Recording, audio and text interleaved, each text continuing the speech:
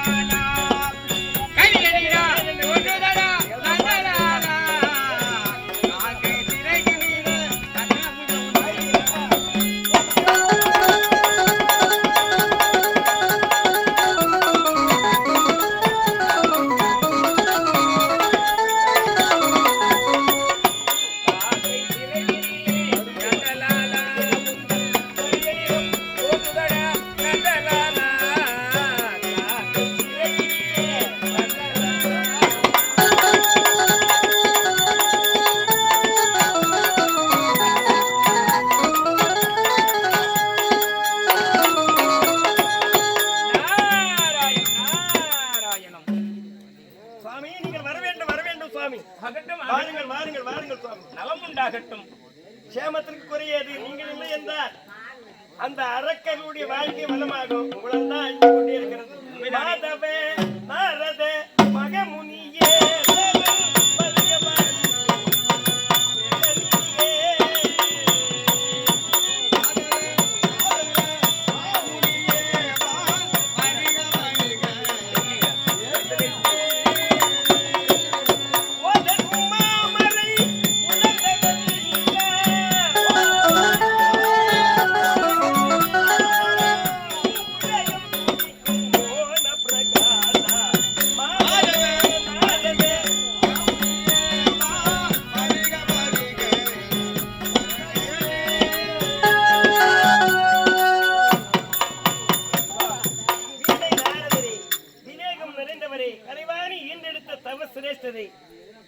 அகம் மகிழ்ந்தது சுவாமி இந்த மன்னனுடைய மனம். அப்படியா? நீங்கள் தானே எனக்கு வழிகாட்டும் மல்லல். உண்மைதான். நீங்கள் என்ன உரைத்தீர்கள்?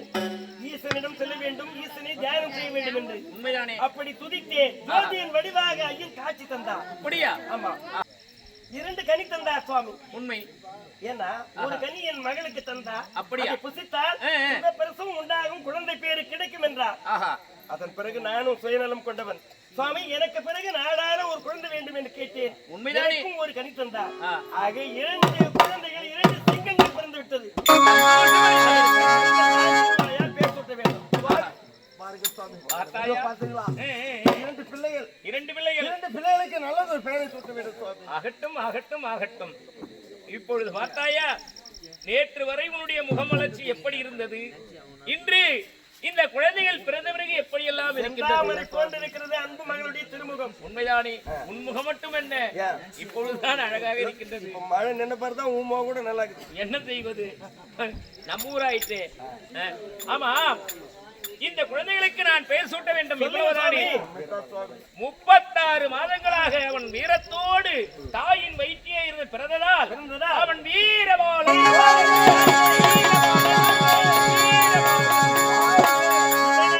எனக்கும் ஒரு குழந்தை கிடைத்தது. அதற்கு அந்த சிவனருளால் கிடைத்த குழந்தைக்கு சிவபாலன்.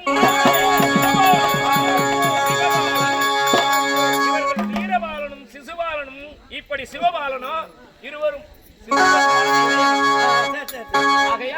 சிவபாலன் என்றால் சிசு. இப்படி இருவரும் அண்ணன் தம்பிகளாக வாழ வேண்டும். உறவு முறையே தெரியக்கூடாது.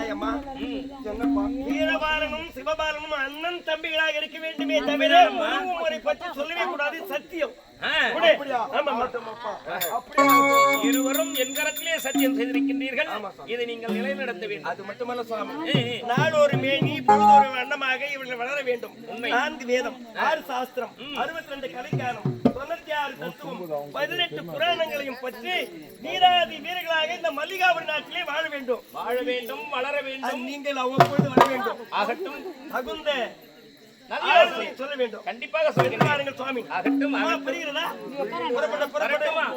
புறப்படுங்கள் புறப்படுங்கள்.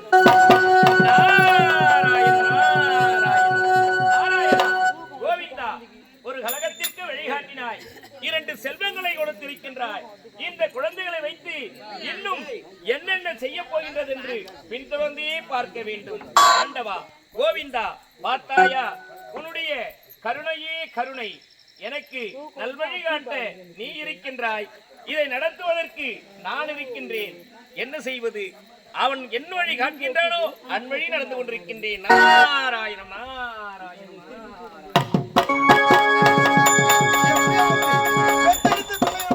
நலமோடு வாழ்ந்து விட்டார்கள். பாடசாலைக்கு அனுப்ப வேண்டும். பிள்ளைகளை காணவில்லை. சென்று பார்க்கலாம். வீரமாலா